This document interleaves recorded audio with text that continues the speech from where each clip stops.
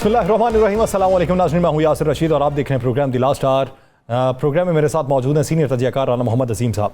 नाज़रीन, पाकिस्तान मुस्लिम लीग नून के intra party election हुए हैं। शहबाज शरीफ बिला मुकाबला सदर मुंतखब हुए हैं, मरियम नवाज़ सीनियर नायब सदर मुंतखब हुए हैं, शाहिद खाकान अब्बासी और मिफ्ता इस्माइल को कोई भी ओहदा नहीं दिया गया और उन्होंने इजलास में सदारत भी नहीं की। आज शहबाज शरीफ साहब ने यह भी कहा कि मियाँ मोहम्मद नवाज़ शरीफ वतन वापस आएँ और चौथी बार वो वज़ीर आज़म मुंतखब हों। मेरी ख्वाहिश है कि वो पार्टी के सदर बने और मैं सदारत उनके हवाले कर दूं। और उनका ये भी कहना था, नाम लिए बगैर उन्होंने मुफ्ता इस्माइल साहब पे तनकीद भी की है कि जो इसहाक डार साहब पे तनकीद कर रहे हैं उन्हें पार्टी में हिस्सा रहने का कोई जवाज़ नहीं बनता। मुल्क की मजमूई सूरत हाल IMF के हवाले से जो कल इसहाक डार साहब ने बयान दिया है कि वो ये कहते हैं कि IMF ये चाहता है कि पहले पाकिस्तान श्रीलंका बने, बाद में पाकिस्तान को इमदाद दी जाए। अब ये वही इसहाक डार साहब हैं जो पाकिस्तान के बारे में ये बात करते थे कि जो लोग दिवालिया होने की बातें करते हैं ये उनके जहन की इख्तरा है और पाकिस्तान को दिवालियापन की नहज तक लेके जाना चाहते हैं, उन्हें शर्म आनी चाहिए। और कल इसहाक डार साहब ने ये बात की कि IMF ये चाहता है कि पाकिस्तान श्रीलंका बन जाए, यानी पाकिस्तान दिवालिया हो जाए और बाद में उसकी इमदाद की जाए। अब इस मामले के ऊपर जब ये बातें भी खुल के मंजर आम पे आ रही हैं कि IMF ये चाहता है कि पाकिस्तान ने जो बजट तजावीज़ दी हैं उन तजावीज़ के अंदर टैक्स बेस को नहीं बढ़ाया गया। जब टैक्स बेस को नहीं बढ़ाया गया तो बैरूनी वाजिबात जो हैं वो किस तरीके से अदा किए जाएंगे, वो जो तहफ़्फ़ुज़ात हैं वो किस तरीके से दूर किए जाएंगे। और नाअहली के हवाले से जो बात आज सेनेट ने तरामीम मंजूर किए हैं इलेक्शन एक्ट में, जिसमें 62(1)(f) और 63(1) की तशरीह की गई है, जिसमें कोई भी सज़ा जो किसी भी अदालत की जानिब से दी गई हो उसमें डिसक्वालिफिकेशन जो पब्लिक ऑफिस होल्डर हो वो 5 साल से ज़ायद नहीं हो सकती। तो मियाँ नवाज़ शरीफ साहब का सियासत में वापस आने का इम्कान किस हद तक रोशन है, इस पूरे मंजरनामे में बात करेंगे। राना साहब की तरफ बढ़ते हैं। साहब, सबसे पहले तो बात मुस्लिम लीग नून के इंट्रा पार्टी इलेक्शन की, क्या समझते हैं शाहिद खाकान अब्बासी मिफ्ता इस्माइल के माइनस होने से? बिस्मिल्लाहिर्रहमानिर्रहीम, अस्सलातु वस्सलामु अलैका या सय्यदी या रसूल अल्लाह, अस्सलातु वस्सलामु अलैका या सय्यदी या हबीब अल्लाह। यह सब भाई दो चीज़ें बड़ी क्लियर हैं। क्या इस सारी पार्टी में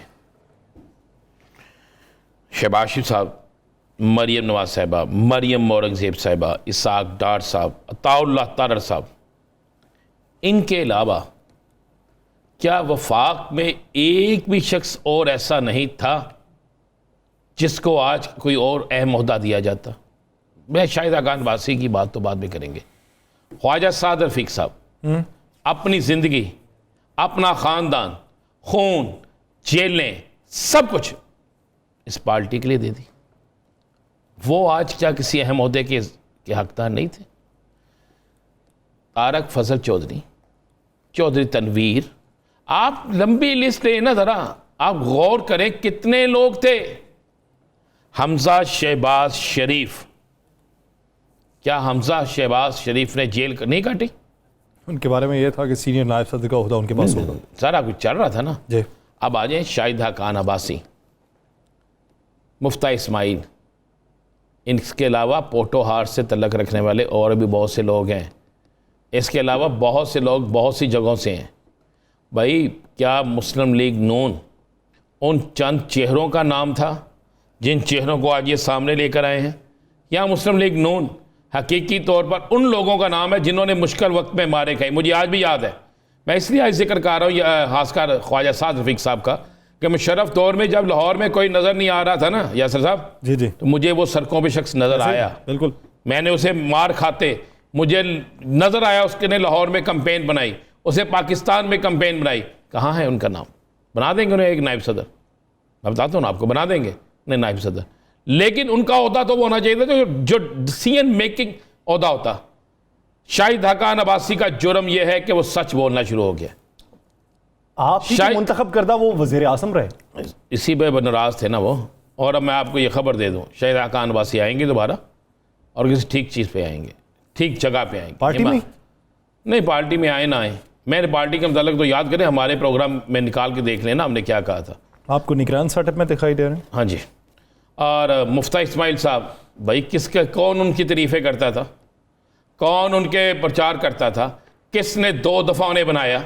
इसका मतलब है आपने जो 2 दफ़ा जिस शख्स को वज़ीर या मशीर ख़जाना बनाया, आपकी चॉइस गलत थी, आपका तयन गलत था, तो इसका मतलब आपकी चॉइस, आपके तयन ने इस पूरी कौम को एक हजान में डाल दिया। फिर आपने एक सरकारी त्यारे पे इसहाक डार को लेकर आए। इसहाक डार साहब ने कौन सा ऐसा जादू यहां पे कर दिया है जिससे आपकी इंडस्ट्री बेहतर हो गई है? आज प्रोड्यूसर साहब अगर कोशिश करते तो इसहाक डार साहब की पहले दिन की, दूसरे दिन की, 7वें दिन की, 19वें दिन की 4 तकरीरें निकालते और यहां दिखाते। मुझे तो याद है, मैंने दिन भी याद रखे हुए हैं, मुझे याद है यहाँ तकरीरें दिखाते। वैसे तो आप क्या कहते थे? अब राना साहब प्रोड्यूसर साहब के कंधे पे बार रख रहे हैं, वैसे अवाम ये जानते हैं, बज़ाहिर जानते जी जानते हैं, मैं कह रहा हूँ जानते, लेकिन हम याद आज मियां शहबाज शरीफ साहब को याद कराना चाहते थे। पता नहीं क्यों नहीं, मैं जब मुस्लिम लीग नून की बात करता हूँ यासर, आप फौरी तौर पर बीच में कहते हैं यार ये समझ नहीं आती आपकी। तो ये इसके याद दिलाते ना मुझे बताएं। आज आप कह रहे हैं, आज से पहले आप किसी और को कहते थे हमें डिफॉल्ट कराना चाहते हैं। आज से पहले आप अपने सबसे बड़े सियासी हरीफ पे नाम लेते थे। अब आप कहते हैं IMF जो है वो हमें जो है वो श्रीलंका बनाना चाहती है। यही कह रहे हैं उन्होंने। सबसे पहले IMF को धमकी दी, फिर IMF के पांव पकड़े, फिर IMF के साथ बराबरी की सतह पे बातचीत करने की बात की, और अब फिर से कह दिया कि IMF चाहता है कि पाकिस्तान श्रीलंका बन जाए। हमें समझ नहीं आ रही कि पहला बयान ठीक था, दूसरा ठीक था, तीसरा ठीक था, ये चौथा ठीक है। तो कल फिर आ जाएगा एक बयान, वो होगा। उसके बाद आयशा बादशाह साहब ने कहा जी हमारी तो IMF से बातचीत चल रही है। शहबाज शरीफ साहब कहते हैं उल्टे सीधे हो गए हैं, वो कहते हैं कि हम सींग फंसा के बैठे हुए हैं, हमने तो बहुत खुद को घुमा लिया हुआ है। तो मुझे सीधी सी बात है, घुमी तो ये पाकिस्तानी कौम है। मुझे बताएं आपने क्या चीज़ कर दी? कोई एक चीज़ मुझे बता दें जो आपने पाकिस्तानी अवाम को तोहफा दे दिया। पूरी दुनिया में तेल सस्ता और कल दिन गुजर गया है, आपने तेल महंगा, बल्कि उसी रेट पे रखा। हम तो इस उम्मीद पे थे जनाब 50-60 रुपए तेल सस्ता होगा, शायद इलेक्शन की वजह से ये कर ही दे। वो अभी रशिया वाला तेल राना साहब रिफाइन नहीं ना हुआ। रशिया के वो जो इंटरव्यू है वो भी लोगों को सुना देना, ज़रा बता दें इन्हें, सुना दें इन्हें, बता दें इन्हें। आपके ज़रा ख्वाजा आसिफ साहब का बयान निकाल के सुना देना। जब रशिया पे आपके साबिक वज़ीर आज़म गए थे तो क्या बात की गई थी, याद है ना आपको? जी। हम तो ऑक्सीजन पे हैं, हम अमेरिका के साथ नहीं बिगाड़ सकते। वेंटिलेटर पे सॉरी, अमेरिका के साथ नहीं बिगाड़ सकते। तो अब क्या है, जिसका क्रेडिट है उसको देना सीखें। जो नवाज शरीफ का क्रेडिट था नवाज शरीफ को मिलना चाहिए, जो किसी और का क्रेडिट है उसको मिलना चाहिए। नवाज शरीफ साहब के लिए अब एक बेहतरी के इम्कानात रोशन हो चुके हैं। यार क्या बेहतरी है, मुझे एक बात है, अगर बेहतरी थी ये इंटर पार्टी इलेक्शन करा देते यार, कोई 25 दिन बाद, 25 दिन होते हैं सदर के पास साइन करने के लिए, करा देते 25 दिन बाद, कहते जनाब बहाल हो गया, सारा कुछ ओके हो गया, तो 25 दिन बाद इंटर पार्टी इलेक्शन करा के कह देते जनाब सदर मियां नवाज शरीफ साहब, ताकि पता लगता पार्लियामेंट की सियासत में आ गए। ताहयात कायद है राना साहब, तो ताहयात वज़ीर आज़म 6-7 बना दे।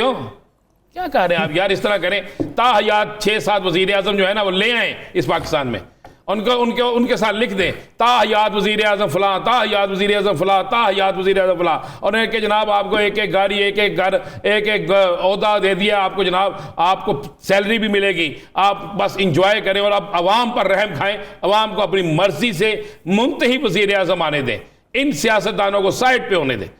ताहयात क्या होता है भाई? ताहयात तो ज़ात सिर्फ अल्लाह ताला की है, और तो ताहयात है ही कोई नहीं। ताहयात आब ज़मज़म पी के भी ताहयात कोई नहीं होता, अल्लाह ताला की एक ज़ात है सिर्फ ताहयात। असर साहब इसके अलावा है कुछ? तो ताहयात सदर, अच्छा चलो अल्लाह ना करे, अल्लाह ना करे। ये वो उस मुराद ये है कि जब तक नवाज शरीफ साहब जिंदा हैं वो तब तक कायद हैं, जब वो रहलत फरमा जाएंगे फिर उसके बाद कोई और अल्लाह उनको लंबी उम्र सेहत कामिला अता फरमाए, अल्लाह उनका साया उनकी औलाद पर सदा कायम रखे, मुस्लिम लीग पर कायम रखे, और वो जल्द से जल्द वापस भी आएँ आके, ताकि यहाँ पर आकर वो देखें पाकिस्तान के उन लोगों को जो 2 वक्त की रोटी को तरस रहे हैं, यहाँ पर आकर देखें उन लोगों को। जी राना साहब ये तो नाअहली खत्म है ना, वो सज़ा का क्या बनेगा? वो सवाल तो वहाँ पे, वो तो 10 साल की बात है ना। कौन सी सज़ा की बात कर रहे हैं? सज़ा तो ये कौम भुगत रही है यार, क्या बात कर रहे हैं आप? उनके घर जाती उम्र रेट पड़ी है उनकी गिरफ्तारी के लिए, उनके सामान को पकड़ा है किसी ने, उनके साथ जाने वाले मुआलिज को पूछा किसी ने? आप भी बादशाहों वाली बात करते हैं। नहीं तो बात और क्या करूं मैं? आप 10 साल की कह रहे हैं, और कौन सी 10 साल की बादशाहों वाली बात करते हैं? अब आप कहते हैं कि वज़ीर आज़म को पकड़ लें। हाँ साहब, ऐसी तो कानून तो फिर सबके लिए होता है, क्या कानून नहीं है? मैंने नहीं ये बात की, ये वज़ीर आज़म पाकिस्तान ने कहा है, आज भी कहा है, हमेशा कहते हैं कानून सबके लिए बराबर है, किसी को माफी नहीं मिलेगी, बिल्कुल नहीं मिलनी चाहिए माफी। हम भी कहते हैं किसी को माफी नहीं मिलनी चाहिए, जितना मर्जी कोई ताकतवर हो, वजीर आजम हो, साबिक वजीर आजम हो, मौजूदा हो, आने वाला हो, नहीं मिलनी चाहिए माफी अगर उसने जुर्म किया। तो ये क्या बात हुई? सजा सजा सजा, यार सजा सजा हम शोर डालते रहते हैं, 10 साल कैद 10 साल कैद, कौन सी कैद? और कैद तो देखो यार चौधरी परवेज लाइफ साहब की बेचारे की, जिनकी बीवी कभी सामने नहीं आई थी, बहन हमारी सामने आ गई। वो कहते हैं वो डॉक्टर ही तब्दील कर दिया, मोहन सिलाई साहब डॉक्टर मुअत्तल कर दिया, डिसमिस कर दिया, सब कुछ हो गया है। जिसने मेडिकल चेकअप का रिकॉर्ड मांगा है कि आपका मरीज आया हुआ है, मेडिकल चेकअप दे दें, उस डॉक्टर को तब्दील कर दें। फिर मुझे बताएं ना, मैं आज एक सरकारी अफसर को फ़ोन कर रहा था, बड़ी मज़े वाली बात था, उसे 3 फ़ोनों पे फ़ोन नहीं उठा। अच्छा मुझे काम कोई नहीं था, बिल्कुल काम नहीं था। फिर आपने फ़ोन क्यों किया? मैंने फ़ोन किया उससे आज के एक प्रोग्राम के हवाले से एक चीज़ पूछने के लिए। आज मुझे पता चला कि अच्छा, वैसे आपस की बात है राणा साहब, आजकल इन्फॉर्मेशन मिल जाती? नहीं, मैं सुनने से ही ना, खबर ऐसी थी ना, मुझे आज पता चला कि एक बड़े सीनियर जर्नलिस्ट हैं हमारे दफ्तर के, उनके वालिद साहब को ना दुकान से उठा के पुलिस ले गई। हाँ, अच्छा। मैंने पूछा उससे क्यों लेके गई? उसने कहा जनाब वो कहते हैं कि दुकान के बाहर चौकीदार रखें। मैं कहा अच्छा जी, दुकान के बाहर चौकीदार रखें। मैं कहा बहुत अच्छी बात है। उसके बाद पता चला कोई 400-500 मुख्तलिफ जगहों मार्केटों से लोगों को उठा के मुख्तलिफ थानों में ले गए। अच्छा। मैंने उस सरकारी अफसर से पूछना था, जनाबे वाला, लोगों के पास खाने के लिए रोटी नहीं है, पीने के लिए पानी नहीं है, जीने के लिए दवाई नहीं है, रहने के लिए घर नहीं है, इस माहौल में जब सुबह आप दुकान पे जाते हैं, रात को कोई गाहक आ जाए तो आप कहते हैं आज ईद हो गई, तो वो सिक्योरिटी गार्ड 50,000 का, 25,000 का, 30,000 का कहाँ से रखे? फिर अगर सिक्योरिटी गार्ड रखना है तो आपकी पुलिस की क्या ड्यूटी है, तो आपके दारों की क्या ड्यूटी है? फिर पता क्या हुआ? ये तो वही हो गया राणा साहब, जागते रहना, साढ़े दिन रहना। हाँ, फिर उन्होंने किया क्या है? मैं आपको मजे वाली बात बताता हूँ ना, उस सरकारी अफसर ने मेरी बात ना, फ़ोन तो नहीं सुना लेकिन मैसेज कर दिया मुझे कि कोई काम है तो मुझे बता दें। मैं कहा जी काम कोई नहीं, ये मौक़िफ़ दे दें। अभी तक मैंने मैसेज किया हुआ, मौक़िफ़ नहीं आया। मैं तो ये चाहूँगा कि चूँकि IG साहब बड़े अच्छे आदमी हैं और इस वक्त DIG लाहौर भी इमरान किशोर साहब को मैं जानता हूँ ज़ाती हैसियत से, वो बहुत अच्छे आदमी हैं, डेड ऑनेस्ट है। मैं इन दोनों से पूछना चाहूँगा, जनाब आपके पुलिस वाले लिखवा रहे हैं लोगों से कि आप यहाँ पे स्टाम्प पे लिख के दें कि अगर डकैती हो गई तो पुलिस जिम्मेदार नहीं होगी, नहीं तो आप सिक्योरिटी गार्ड रखें। पुलिस को किस लिए रखा आपने? पुलिस की भर्ती किस लिए की आपने? ये समझा देना। यानी इसका मतलब ये है कि सोसाइटीज़ के अंदर हर गली में एक चेक एंड बैलेंस के लिए दरवाज़ा लगा दिया जाए और दरवाजे के बाहर चौकीदार बिठा दिया। अभी दुकानें हैं, उसके बाद हर घर वाले को कहेंगे भाई अपने घर के बाहर एक सिक्योरिटी गार्ड बिठाओ, फिर बंद कर दें इन सरकारी महकमों को, इन पुलिस एहलकारों को खत्म करें। वाकई बुनियादी तौर पे ये बात क्यों उठाया गया कि आपने चौकीदार क्यों नहीं रखा? जी मैं अर्ज कर रहा हूं कि चलें, मैं आपको बाकी थाने तो बाद में, थाना लीडर और ले लें, पूछना है अभी फोन करके पता कर लें क्या तमाम ताजरों से ये स्टाम्प नहीं लिखवाए गए। मैं बाकी जगहों पे भी आपको बताता हूं ये हो रहा है। मुझे तो हैरान, देखें मैं कह रहा हूं, मुझे बड़ी हैरानगी है कि इस वक्त में जब प्रोफेशनल लोग जिम्मेदारी पे हों, जिन्हें एक एक चीज का इल्म हो, उसके बावजूद ऐसा हो रहा हो, तो फिर आप क्या तवक्को रखते हैं? फिर आप कहते हैं सजा 10 साल, कौन सी सजा? और सजा इस कौम को मिल रही है यासिर साहब, सजा आम आदमी को मिल रही है। आप बड़े शहरों के अंदर डॉल्फिन पुलिस रख लें, क्विक रिस्पांस फोर्स रख लें, आपकी अपनी पुलिस मौजूद हो, उसके अलावा दीगर पुलिस मौजूद हों, और उसके बाद आप सेफ सिटी कैमरे के साथ मुल्क को चलाना चाहें, और फिर आप दूसरे के ऊपर इस तरह कदगन लगाएं कि आपने चौकीदार नहीं रखा हो। अभी ये बात है, अगली बात भी सुन लें। अभी ये ईद आ गई है ना, ये पाकिस्तान की सबसे बड़ी नुमाइशी मंडी है शाहपुर कांजरा। हाँ जी, वो मैंने आजकल सुना है कि वो जानवर के ऊपर भी टैक्स लगाने की बात भाई हो गया, लग गया, जानवर के ऊपर भी टैक्स लग गया। अंदर जाने वाले इंसान भी तो जानवर ही हो गया ना, जो हमारा हाल जो हो गया वही हो गया ना, तो वो लग गया वहाँ पे। मुझे किसी ने कहा कि यार जाके देखो सेराना अजीम, आप लोग बातें करते हैं टीवी पे, इतनी जाके देख। मैं गया, भाईजान गाड़ी की जा रही है, इतनी फीस है, दे दी, मेरे पास पर्ची है, आगे की फिर फीस दे दी, फिर आगे की फिर फीस दे दी। फिर वहां पर जो इनकी सरकारी अमला है, जिसका जो सरकारी वहां पे दफातर बने हुए हैं, और भाईजान वो तो अमेरिका में बैठे हैं, उनको नैब क्यों नहीं बढ़ती? उनको एंटी करप्शन क्यों नहीं बढ़ती? मोहसिन नकवी साहब, आप बड़े भाइयों की तरह हैं, आप देखें तो सही जाके, एक दिन आपसे ज़्यादा तो वाकफ कोई नहीं है इन कामों का, क्योंकि आपने एक प्रैक्टिकल रिपोर्टिंग की है। आप जाके कभी शाहपुर कांजला अचानक चले जाएं, जाके देखें कि आपने क्या सहूलत दी और आपके साथ कर क्या ये रहे हैं। ये आलम हुआ है यासिर साहब। आप यहाँ पे आप यहाँ पे एक अलार्म लगाते जा रहे हैं, जो वो 10 साल वज़ीर आज़म, और यहाँ पे आम आदमी के लिए सिर्फ कानून है, उनके लिए कोई कानून नहीं है।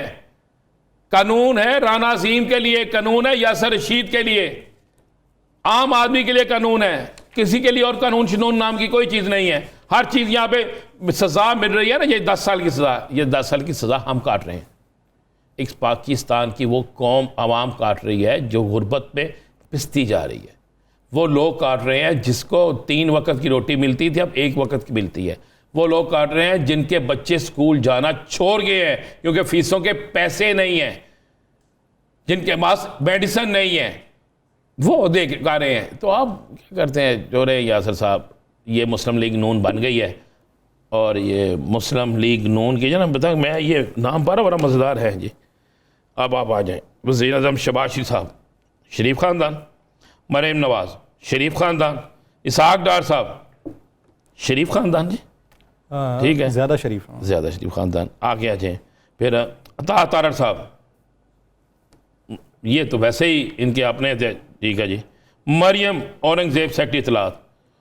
मुझे एक बात बताएं, हुकूमत में भी इनके पास यही होता है, वैसे भी यही होता है, तो क्या फ़र्क पड़ा? इनमें से कोई एक नाम मुझे बताएं, किसी ऐसे वर्कर का नाम है जिसने मियाँ साहब की जला वतनी के दौरान मार खाई हो, लाठियाँ खाई हो?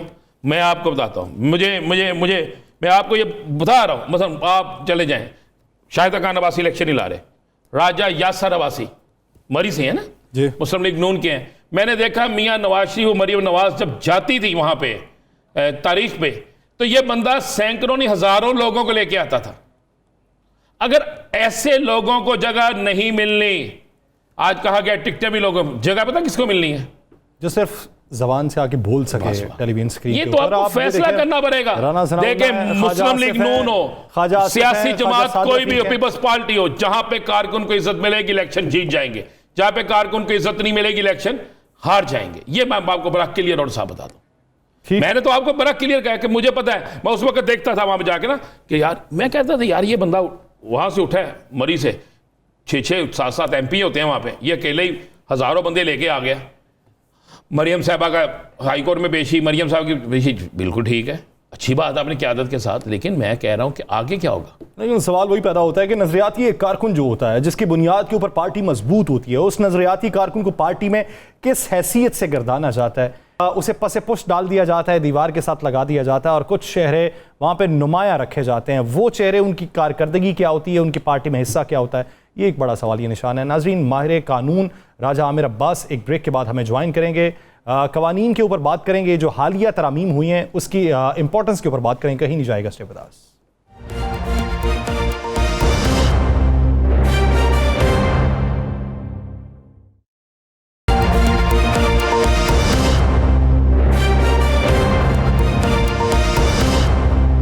ब्रेक के बाद खुशामदीद। नाज़रीन, सुबह से लेकर अब तक एक बात बहुत गर्दिश कर रही है कि अहली और नाअहली को लेकर 62 और 63(1) की जो तशरीह की गई है और जो एक तरमीम पास की गई है सेनेट की जानिब से, वो किस हद तक अमल दरामद है, और इससे जो नाअहली के केसेस ख़त्म होंगे उससे पाकिस्तान के मुस्तकबिल के सियासी मंजरनामे पे क्या फ़र्क पड़ेगा, और उससे जो माजी के अंदर सुप्रीम कोर्ट की जानिब से फैसला हुआ है उसको किस हद तक पसे पुष्ट डाला जा सकता है। इसी बारे में बात करने के लिए हमें ज्वाइन किया माहिर कानून राजा आमिर अब्बास साहब ने। राजा साहब, बहुत मशकूर है आपके वक्त के।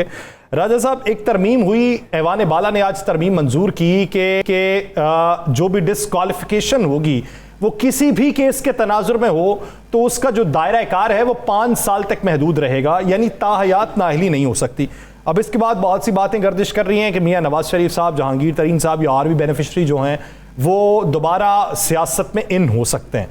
अब आपकी नज़र में जो कानूनी बैकग्राउंड है या उसकी बुनियाद है, उसको मद्देनजर रखते हुए क्या ये तरमीम वैलिड है या कहीं पे चैलेंज हो सकती है?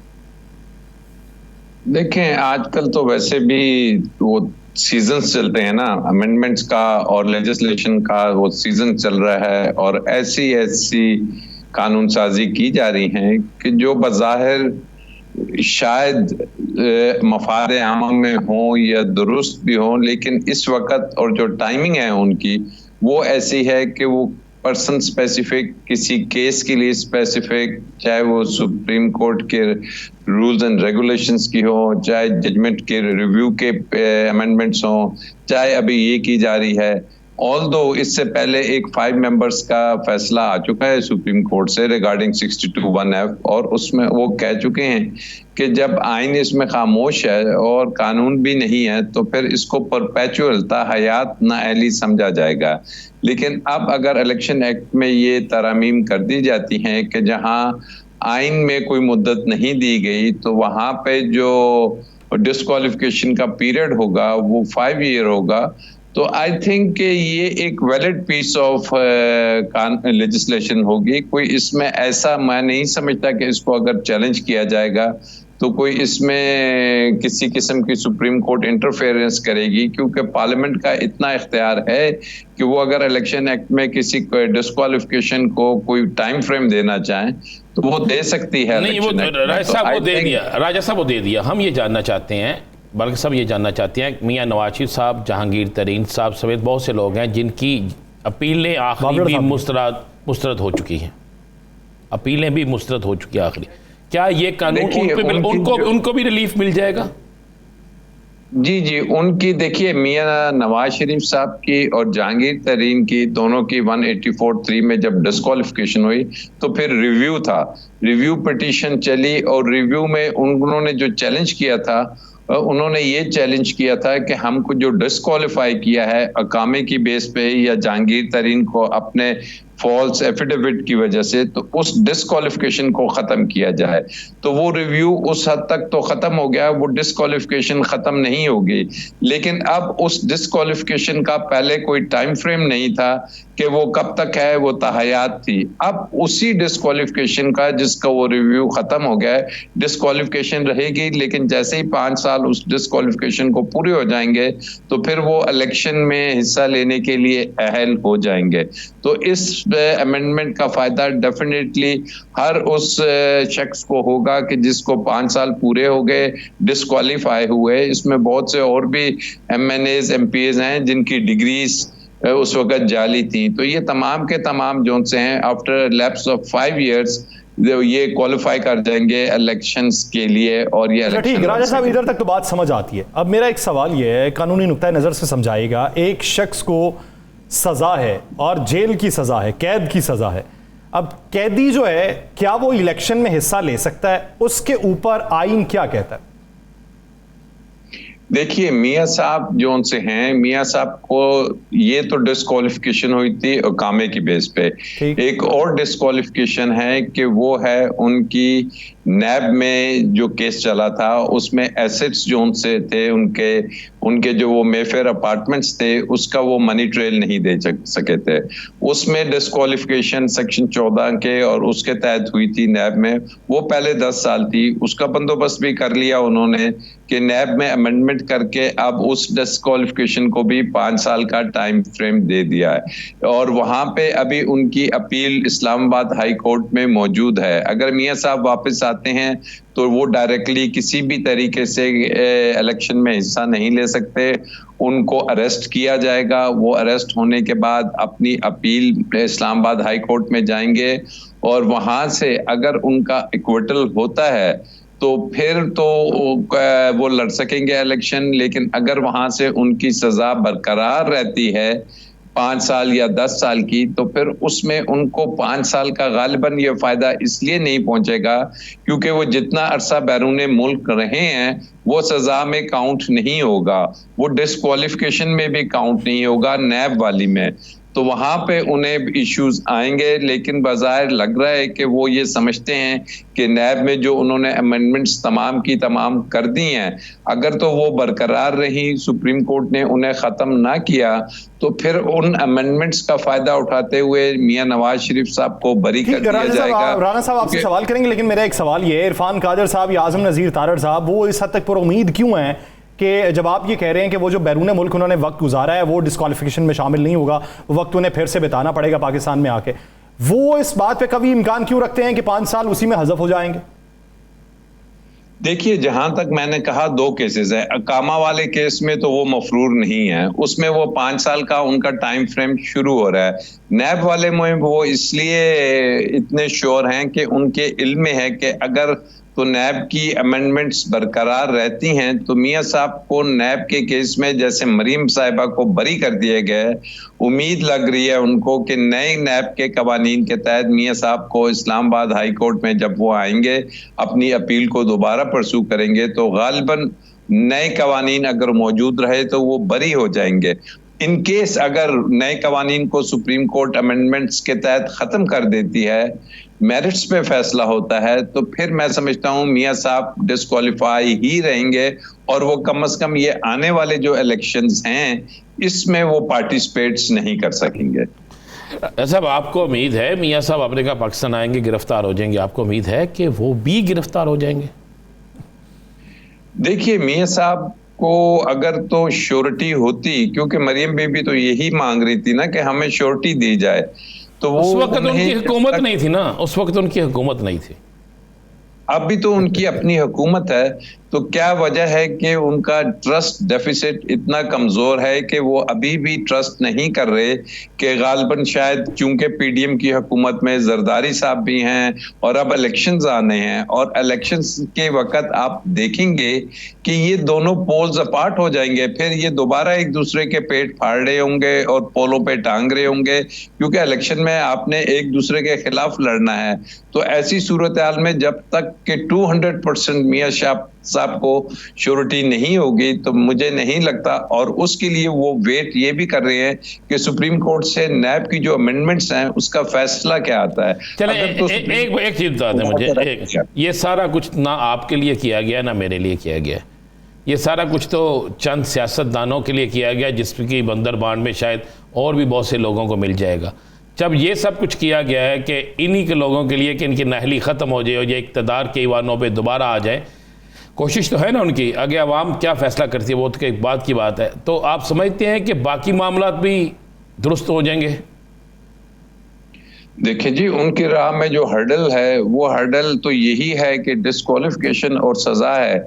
अगर ये हल हो जाती है तो फिर मुझे नहीं लगता कि कोई मियां साहब के खिलाफ दोबारा केस करेगा कि मियां साहब आप तो नाम ले के हर्जा सराई करते थे, आप तो बाजवे का नाम लेते थे, आप तो उस वक्त दूसरे जनरल साहब का नाम लेते थे, लेकिन मुझे नहीं लगता कि उनके खिलाफ कोई इस किस्म की कार्रवाई होगी। और अगर वो अपने नैब के केस में बरी हो जाते हैं तो then he is a free man, वो आके पार्टी की सदारत भी कर सकेंगे और इलेक्शन भी लड़ सकेंगे। अच्छा राजा साहब, एक आखिरी सवाल, कराची इलेक्शन जो हुआ मेयर इलेक्शन का, उसमें एक तो जो गैर मुंतखब नुमाइंदे को मेयर बनाना उसके ऊपर, और जमात इस्लामी का ये कहना है कि इलेक्शन एक्ट में जो तरामीम हुई हैं वो गलत है, इस पे उनका स्टैंस किस हद तक मजबूत लगता है आपको? उससे एब्डक्शंस हुई हैं या 30 अफराद को नहीं आने दिया गया, या जैसे वो सिंध हाउस दोबारा रिपीट हुआ है गालिबन कि जी लोगों को कैद करके पैसे दे के रखा गया है, तो वो फिर इलेक्शन कमीशन या सिंध हाई कोर्ट में जाएंगे और इलेक्शन कमीशन से तो मैं नहीं समझता कोई रिलीफ मिलेगा। अब देखिए सिंध हाई कोर्ट उसमें अगर उनको कोई रिलीफ दे दे, अदरवाइज तो मुर्तजा वहाब साहब ये इलेक्शन से हैं उसी तरीके कार से जो एक पैटर्न है जरदारी साहब का वो जीते हुए हैं। सिंध हाई कोर्ट में मुनहसर है कि सिंध हाई कोर्ट उस केस को काबिल समाअत करार देती है और फिर उसके बाद क्या फैसला देती है। बहुत शुक्रिया राजबाज साहब इस हवाले से अपना वक्त देने के लिए। नाज़रीन, एक ब्रेक लेते हैं, ब्रेक के बाद मुफ्ती किफ़ायतुल्लाह साहब सियासी मंजरनामे में बात करने के लिए हमारे साथ मौजूद होंगे, कहीं नहीं जाएगा शेवदास।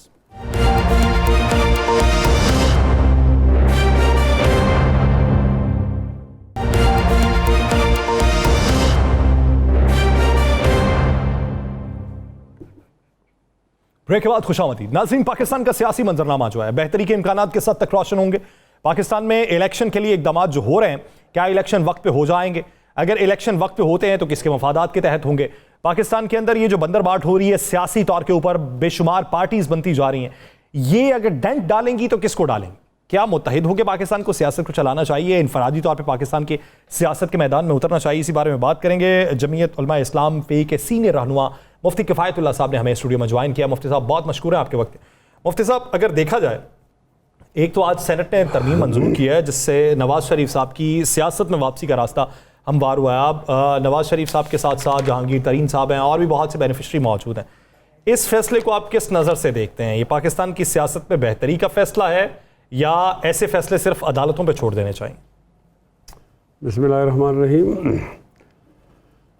मेरी तो बुनियादी राय ये है कि सज़ा जुर्म के मुताबिक होनी चाहिए। सज़ा का हुजूम जुर्म के हुजूम से बड़ा नहीं होना चाहिए। अब केस टू केस देखा जाएगा कि सज़ा क्या है, तो ऐसी बात तो मजमूई तौर पर नहीं की जा सकती। बहरहाल पूरी उम्र की नाअहल कर देना ये ख़ुद एक सवालिया निशान है, और 5 साल की नाअहली भी सियासी कारकुन के लिए एक बहुत बड़ी नाअहली होती है। अगर सेनेट ने ये कानून पास किया है और उसका मतलब ये है कि हम नाअहली को ताहयात तक या किसी के जज्बात की बुनियाद न बनाएं, तो ये इसको मुनासिब करार दिया जा सकता है कि उनको 5 साल में एहसास हो जाएगा कि हमने क्या गलतियाँ की हैं और बाद में वो एक्टिव रोल अदा करें। तो मैं इसको ठीक समझता हूँ। अच्छा साहब, ये तो हो गया वो मसला जो सज़ा का था, आपने समझा दिया, समझ गया। ये तो बता दिया आगे होने क्या जा रहा है। जमीयत उलमा इस्लाम जो है, आपकी जमात जो है, ये इलेक्शन अकेले लड़ेगी, इत्तेहाद में जाएगी या फिर सीट एडजस्टमेंट करेगी? और साथ में ये भी बता दें, क्या मौलाना फजलुर रहमान साहब आइंदा सदर या वज़ीर आज़म दोनों में से किस के उम्मीदवार हैं? वो बात तो आपकी बहुत दिलचस्प है माशाअल्लाह। जमीयत उलमा इस्लाम के एक महफूज हल्के हैं ना, तो हमारे यहाँ जो सियासत में हमारी जो कौमी सूबाई की सीटें होती हैं उसके हम 3 कैटेगरी बनाते हैं। एक को हम ए कहते हैं और एक को हम बी कहते हैं और एक को हम सी कहते हैं। ए वो कैटेगरी है जिसके अंदर कौमी और सूबाई बग़ैर किसी और सियासी जमात के ताउन के हम जीत सकते हैं, और बी कैटेगरी वो होती है जिसके अंदर हम अगर उम्मीदवार अच्छा लाएं तो हम जीत सकते हैं, हर एक आदमी वहाँ नहीं जीत सकता। और सी कैटेगरी वो होती है कि जो हम किसी इत्तेहादी के लिए छोड़ भी सकते हैं और इस पर इत्तेहाद कर भी सकते हैं। तो हमारे इस तरह हर एक हल्के का अलग अलग माहौल होता है। ऐसा नहीं होता जहाँ हम अकेले जीत सकते हैं तो वहाँ ज़ाहिर है हम अकेले जीतेंगे, और जहाँ हमें इत्तेहादियों की ज़रूरत होगी तो वहाँ उनसे सीट एडजस्टमेंट करेंगे, ऐसी बात है। अब अगला सवाल आपका ये है कि मौलाना फजलुर रहमान साहब वो सियासत के अंदर आइंदा वज़ीर आज़म बनेंगे या वो सदर बनेंगे। तो ज़ाहिर है हम हर एक आदमी अपनी कारगुजारी की बुनियाद पर ओहदा हासिल करता है। हमारे मौलाना साहब ठीक है, नंबर तो उनके पास कम होते हैं, लेकिन वो माने गए एक ज़हीन तरीन काबिल आदमी हैं। तो हो सकता है कि हम वज़ीर आज़म बन जाए, हमारे लिए कोई शजर ममनू तो नहीं। और सदर आप क्या कह रहे हैं? नवाज शरीफ की नहली ख़त्म हो गई, बिलावल तैयारी कर रहा है, मरियम तैयारी कर रही है, जहांगीर तरीन तैयारी कर रहा है, और आपने सब पे पानी फेर दिया। तैयारी करने पर क्या पाबंदी है? तैयारी हर एक आदमी कर सकता है, और हर एक आदमी अपना गोल अचीव तो करेगा ना। तो हम अपना गोल अचीव करें, वो अपना गोल अचीव करें। कभी कभी ऐसा होता है कि सिंगल लार्जेस्ट पार्टी जो होती है वो वज़ीर आज़म देती है। कभी कभी ऐसे होता है कि वो सिंगल लार्जेस्ट पार्टी का रवैया ठीक नहीं होता, तो छोटी जमातें जमा होकर उसके नंबर ज़्यादा होते हैं तो वो अपना वज़ीर आज़म देते हैं। ज़्यादा होते हैं या ज़्यादा कर लिए जाते हैं? बहरहाल ये तो आप मुस्तकबिल की बात कर रहे हैं, जो तो उसके लिए अंदाज़ा ही लगाया जा सकता है ना। वो शायर कहता है ना, पहले उसने मुस कहा, फिर तक कहा, फिर बल कहा, इस तरह जालिम ने मुस्तकबल के टुकड़े कर दिए। मुफ्ती साहब, मेरा एक सवाल है, मेरी वो सुई वहीं पे अटकी हुई है। आपने जो बात कही कि हजम के हिसाब से सज़ा का तयन होना चाहिए, मेरा एक सवाल है, पाकिस्तानी कानून के मुताबिक उम्र कैद की सज़ा भी होती है, तो फिर मैं नवाज शरीफ साहब से कतई नज़र बात कर रहा हूँ, वो जो उम्र कैद की सज़ा है तो क्या फिर उसको भी हज़फ कर देना चाहिए? वो जिसके ऊपर उम्र कैद की सज़ाएं, हो सकता है कि उसे 3-4 साल के अंदर इस बात का इदराक हो जाए कि उसने गलती की है, वो माशरे में बेहतरी के उसलूब को नुमायाँ कर सकता है, तो फिर उसे भी माशरे का एक बेहतरीन फ़र्द बनने का मौका दिया जाए। या सर ऐसा नहीं है ना, आप इन जजेस को भी फरिश्ता ना समझे ना, इनकी तारीख ज़्यादा अच्छी नहीं है ना। यहाँ आपको एक बार बताऊँगा तो आप नाराज़ हो जाएंगे।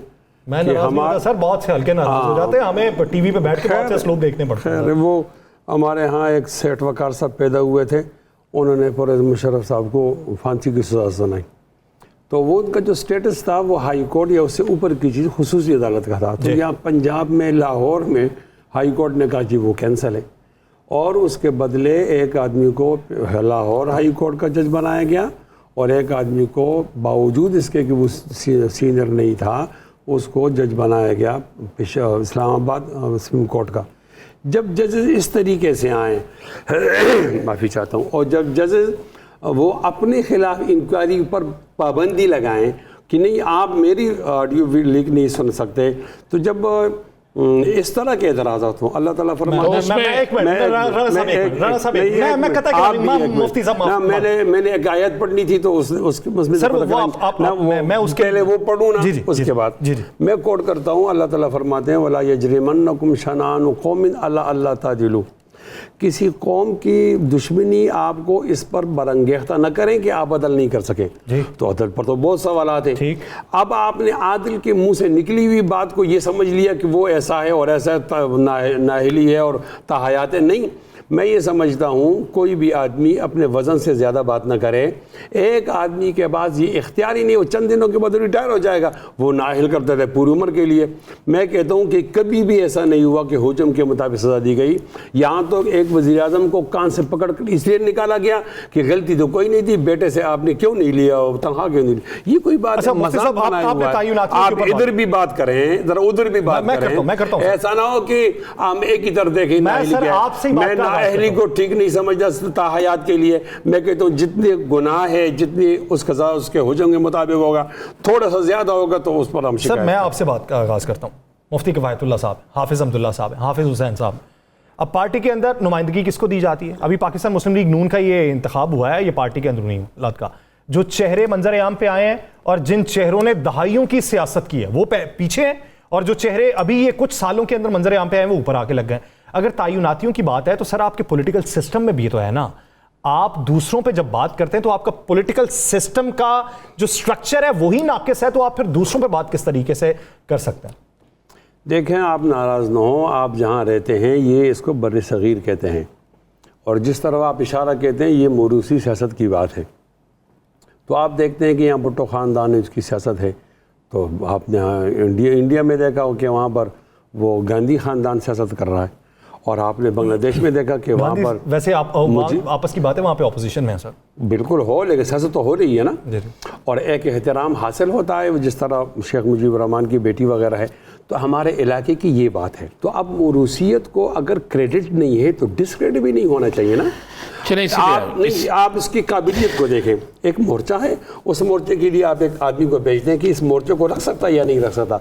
फिर आप जब किसी कैप्टन को उतारते हैं ना मैदान के अंदर, तो उसके हाथ पांव तो नहीं बांध सकते। आप कहते हैं जिसको आप जहां खड़ा करना चाहें खड़ा कर दें, लेकिन आप नतीजा दें। अगर शहबाज शरीफ साहब को वोट मिल गए हैं तो उस वोट के मिलने की वजह ये होगी कि लोगों ने यकजहती सोचा होगा कि एक ही सोच के लोग आ जाएं, खींचातानी ना हो, धींगा मुश्किल ना हो, एक इधर खींचे पार्टी को दूसरी इधर, ऐसा ना हो। एक बात है, ये तमाम लोग याद करें, और आपके चैनल के हवाले से मैं कौम कहता हूँ कि एक होती शख्सियत और एक होता इदारा। अगर इदारों को मजबूत करेंगे तो शख्सियतें कमज़ोर होंगी, और अगर शख्सियतों को मजबूत करेंगे तो इदारे कमज़ोर होंगे। हमें चाहिए कि हम अगली सदी में जब आए हैं तो हम इदारों को मजबूत करें, शख्सियात को मजबूत न करें। शख्सियात में कमज़ोरी होती हैं और इदारा कम अज़ कम उन कमज़ोरियों से पाक होते हैं। यही बात यासर ने कही थी और मैं भी वही बात करने लगा हूँ। आप कितनी दफ़ा वज़ीर रहे, आप कितनी दफ़ा मशीर रहे, आपको कितनी दफ़ा सेनेटर बनाया गया, आप में कौन सी ऐसी कमी है, आपकी वफादारी में कौन सी ऐसी बेवफाई है, ये बता दें ताकि हमें पता चल जाए ना। जब आपने खुद कहा कि अदारे बनने चाहिए, फिर आपकी जमात जो इतनी पुरानी है वो अभी तक अदारा नहीं बन सकी, तो आप बाकियों को अदारा कैसे बनाएंगे? चलो इसमें मैं भी ऐड ऑन कर देता हूँ। यानी पीपल्स पार्टी में बिलावल भुट्टो जरदारी हैं, यानी उनकी जगह सैयद नैयर हुसैन बुखारी हो, रजा रब्बानी हो, कमर जबान कायरा हो, वो आगे नहीं आ सकते। पाकिस्तान मुस्लिम लीग नून है, वहाँ पे मरियम औरंगजेब साहिबा तारण हैं, वो आगे हैं, ख्वाजा साद रफ़ी, ख्वाजा आसिफ वगैरह, ये दीगर जो लोग हैं वो आगे नहीं आ सकते। इसी तरह दीगर जमातें। मैं उस हवाले से बात कर रहा हूँ कि कैसे समझते हैं कि मौरूसी सियासत जो है 2 साल का एक बंदा वो ला के इंजेक्ट किया जाए तो वो सियासत को चला सकता है। ये नसात जो मैंने पूछा वो जरूर बताइएगा, आप सेनेटर क्यों नहीं है? नहीं, खैर, मैं जब मेरी बात आ जाएगी थोड़ा सा जवाब देना मुश्किल हो जाएगा। नहीं, मुश्किल। मैं एक आसान से बात बताता हूँ कि इस मुल्क के अंदर अयूब खान का बेटा किस बुनियाद पर आकर यहाँ पर हमारा वज़ीर ख़ारजा बनता है, उसका पोता फिर किस बुनियाद पर आता है। ज़ियाउल हक़ का बेटा, उसकी क्या अहलियत है? यही अहलियत है कि ज़ियाउल हक़ का बेटा है। तो कुछ चीज़ें तो हैं ना, उसको आप ग्राउंड में मौजूद चीज़ों से आप इनकार नहीं कर सकते। एक वक्त आएगा कि हम आहिस्ता आहिस्ता मोरूसी से निकलेंगे, उसके लिए तो कुछ वक्त चाहिए। हम ताले आजमाओं के शिकार रहे हैं, हम जबर के शिकार रहे हैं।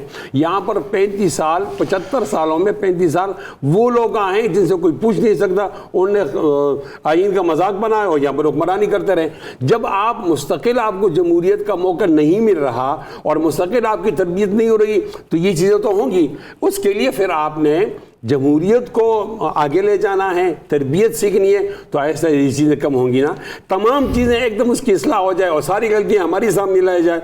मैं अर्ज़ करूँगा आप खुद अपनी अदाओं पे ज़रा गौर करें, हम अर्ज़ करेंगे तो शिकायत हो। चले एक बता दें या सर की इजाज़त जी, दे, जी, एक सवाल से मैं पूछ लूँगा, जमहूरियत है? जमहूरियत है, बहुत मुश्किल सवाल है। चलो बस मैंने यही पूछना था। अब यासर पूछ मुश्किल लो। सवाल है, एक ज़ाहिरी शक्ल उसकी मौजूद है और मैं कहूँगा something is better than nothing, न होने मैं से ये कुछ नहीं न कह कुछ रहा, बेहतर। इसलिए इस हवाले से कह रहा हूँ कि जमहूरियत है तो इलेक्शन हो जाने चाहिए थे। इलेक्शन नहीं, इसलिए इलेक्शन नहीं के हुए बारे में क्या? हमारी जमात का मौक़िफ़ है कि हम एक दिन भी आगे नहीं जाएंगे। चले अपने फिर मैं भूल आपको आपका अपने प्रोग्राम के साथ से बता दूं, आप एक माह से भी ज्यादा आगे जाएंगे। मैं अर्ज करता हूँ, यानी 14 तारीख में बनती है या 18 12 तो 13 को हम नहीं जाएंगे। हमारी जमात का ये मौक़िफ़ है। अच्छा, ये कि बता हम दें कि 9 को तो नहीं डिसॉल्व कर देंगे, निगरान सेटअप लाएंगे और 90 दिन के 90 दिन में हो ही नहीं ना सकते मौलाना साहब, यही तो मसला है। फिर आप जब आप 12 को पूरा आपका हो जाता है टेन्योर तो फिर 60 दिन में इलेक्शन होते हैं, ये आइन कहता है। अगर आप 12 से पहले डिसॉल्व कर देते हैं तो फिर 90 दिन होते हैं। नहीं ठीक है सारी, लेकिन ये जो आपका अंदाजा है ना तो वो आपका अंदाजा है। मैं ये कहता हूँ किताब पे चलेंगे, आइन पे चलेंगे, कानून पे चलेंगे। इत्मीनान रखें, हम बगैर आइन के एक दिन भी वज़ीर आज़म और वज़ीर नहीं रहेंगे इंशाअल्लाह। अच्छा मुफ्ती साहब, अगर देखा जाए पाकिस्तान की मौजूदा मुआशी सूरत हाल, इसके हवाले से जमीयत उलमा इस्लाम फ़े क्या राय रखती है? जो बजट तश्कील पाया, बहुत से माहिर मईशत ये राय रखते थे कि IMF हमसे नाराज़ होगा। उसके अगले दिन इसहाक डार साहब मीडिया के ऊपर आए, उन्होंने ये कहा कि IMF को इतराज़ होता तो फ़ोन कॉल आ जाती, IMF को कोई एतराज़ नहीं होगा। अब कल को वो ये बात कर रहे हैं कि IMF चाहता है कि पाकिस्तान श्रीलंका बने, फिर पाकिस्तान को इमदाद मिले। अब हम बतौर मईशत पाकिस्तान को किस जगह पे देखें? देखो, मईशत की बात तो एक हकीकी बात है ना, ये इसको किसी एक दौर से नहीं जोड़ा जाए। हम ये नहीं कह सकते कि का ज़िम्मेदार है और ये नहीं कह सकता कि ये 100 साल वाले इसके ज़िम्मेदार है। एक चीज़ मौजूद है, मैं आप दोनों भाइयों मुतवज्जो करूँगा कि आप देखो जिस दिन रुखसती होती है मियाँ नवाज शरीफ की 2017, उस वक्त किस तरह की मईशत है। रिज़र्व को देखो, इंपोर्ट एक्सपोर्ट को देखो, बीमार सनतों को चालू किया, इसको देखो, तमाम चीज़ों को देखना चाहिए ना। अब एक साजिश तैयार हो गई कि अवाम की राय पर एक आदमी को मुसल्लत कर दिया जाए और वो 4-4.5 साल तक वो लोग मुसल्लत रहे। उन साजिश तैयार करने वाले दो किरदारों के दरमियान लड़ाई हुई, हमने जोड़ी पकड़ी हुई थी, हमें हुकूमत मिली, हमने मांगी तो नहीं है। अब मसला ये है कि इन दोनों को आश्कारा होना चाहिए, बेनकाब होना चाहिए। आपकी वजह से मईशत डूबी है, चलो अब स्कोर नहीं करेंगे। अब मैं एक बात करता हूँ, हमारी राय ये है कि मईशत को सियासत से अलग कर दिया जाए, मईशत अलग हो, सियासत अलग हो। और ये हिंदुस्तान की मिसाल देना कोई बुरी बात नहीं, उनकी मईशत हमसे ज़्यादा ख़राब थी, उन्होंने मईशत को अलग कर दिया, सियासत को अलग कर दिया। क्या माना? 25 साल तक ये तय कर दिया जाए कि ये जो हम बुनियादी खत खाल बनाते हैं इसको कोई नहीं छेड़ेगा, कोई हारेगा कोई जीतेगा, हुकूमत बनती रहेगी, टूटती रहेगी, लेकिन ये अपनी जगह पर कायम रहेंगे। अगर आज भी हम सिर जोड़कर ये मईशत को सियासत से अलग करें और एक मिसा की मईशत कर लें, मैं समझता हूँ कि हमारी कौम ठीक ठाक कौम है, यानी वो बहुत ज़्यादा टैलेंट वाली है, हम मईशत के इस दलदल से निकल सकते हैं। इसका एक ही हल है, जमीयत उलमा इस्लाम का मौक़िफ़ है कि हम मईशत पर तमाम कौम को जमा कर लें और एक मिसा की मईशत कर लें। मिसा की मईशत, तो उसमें आप जब पूरी कौम को जमा करने की बात करते हैं तो जिनको आप माइनस कर रहे हैं, क्या फिर उनको भी आप जमा करेंगे? नहीं, हम कौन होते हैं माइनस करने वाले? ये तो 9 मई का एक वाक़या हुआ। नहीं, मैं 9 मई के वाक़े के जो मुल्ज़मान हैं उनको सख्त तरीन सज़ा मिलनी चाहिए। सब्र को सज़ा यही होगी ना, और क्या सज़ा होगी? थप्पड़ तो नहीं मार रहे उसको, चले फिर उसको यही सज़ा मिलेगी। 9 मई का वाक़या हुआ और मौलाना फजल रहमान की करामत सामने आ गई। उन्होंने जो 3 साल पहले बात की थी लोग समझ में आ गए। अब जज अगर कहता है, इसलिए कि जो हुकूमत मुद्दई है वो जाकर केस जज को देंगे ना, अदालत को, अदालत वो समझता है कि उनको माइनस होना चाहिए, नहीं होना चाहिए, तो हम अदालत के साथ खड़े हैं, अपनी हमारी कोई ख्वाहिश नहीं है। अच्छा, ये एक नई सियासी जमात बन गई है, आपके सारे खरीफ जो है पुराने वो उसी में जा रहे हैं, उसके मतलब क्या कहेंगे? क्या इक़्तिदार उनको तो नहीं देने लगे और आप फिर देखते रह जाए? देखिए, मैं इस पार्टी के बारे में पार्टिकुलरली तो कोई बात नहीं कर सकूँगा, लेकिन आपको एक तजज़िया देता हूँ कि हमारे यहाँ हर एक ऐसी जमात है, उसकी बुनियादें हैं आवाम में, तो आवाम उनको वोट देती है। इतने में कुछ लोग आज़ाद जीत जाते हैं और वो आज़ाद जीत लोग जमा होकर एक राय मौक़िफ़ इख्तियार कर लेते हैं और आवाम की जो राय होती है वो चली जाती है। मैं उनको, ये लोग फिर दूसरी पार्टी में चले जाते हैं, फिर तीसरे में आते हैं, फिर चौथे में आते हैं। ये मुसलसल अयूब खान से ये खाना बदोश घूम रहे हैं, ये खाना बदोश घूम रहे हैं, अयूब खान से आज तक घूम रहे हैं। मैं खाना बदोशों की सियासत का से इत्तेफाक नहीं कर सकता। मैं ये समझता हूँ कि लोगों को ठोस बुनियाद पर सियासत करनी चाहिए। लेकिन मुफ्ती साहब, ये भी तो देखें ना, यही खाना बदोश है जो पिछली कई दहाइयों से सिर्फ इलेक्शन से पहले इधर उधर को होते हैं और काया पलट देते हैं। तो ये मेरी और आपकी शिकायत एक जैसी है ना। हकीकी जमातों को सामने आना चाहिए। लोग बेशक पीटीआई को वोट दें या नून को वोट दें, लेकिन ये तमाम पॉलिटिकल जमातें हैं। वैसे नहीं, हम तो ख्याल करते हैं, देखें हमारे पास कोई ज़रूरत होती है, लेकिन हम नजरियाती सियासत करते हैं। हमारे पास कोई गुंजाइश होगी 10% या 15%, लेकिन उसके अंदर भी हम बहुत एहतियात करते हैं। तो हमारी मिसाल लोग ले लेना। मैं समझता हूँ खाना बदोशों की सियासत जब तक ख़त्म नहीं होगी तो अवाम की हकीकी राय सामने नहीं आएगी। खाना बदोशों की सियासत जब तक ख़त्म नहीं होगी, अवाम की हकीकी राय सामने नहीं आ सकती। लेकिन अवाम की जो हकीकी राय है उसके ऊपर किस हद तक अमल होता है, मिन्नवन अमल होने के बाद जो सियासत की अमली शक्ल है वो किस हद तक वजह होती है, ये अवाम को भी जानने की ज़रूरत है, हमारी सियासी जमातों को भी जानने की ज़रूरत है। बहुत शुक्रिया मुफ्ती किफ़ायतुल्लाह साहब इस हवाले से अपना वक्त देने के लिए। इन प्रोग्राम का वक्त ख़त्म हुआ चाहता है। मुझे और राना अज़ीम साहब को दीजिए इजाज़त। अपना बहुत सा ख्याल रखिएगा। मुलाकात होगी कल, अल्लाह ने के बाद।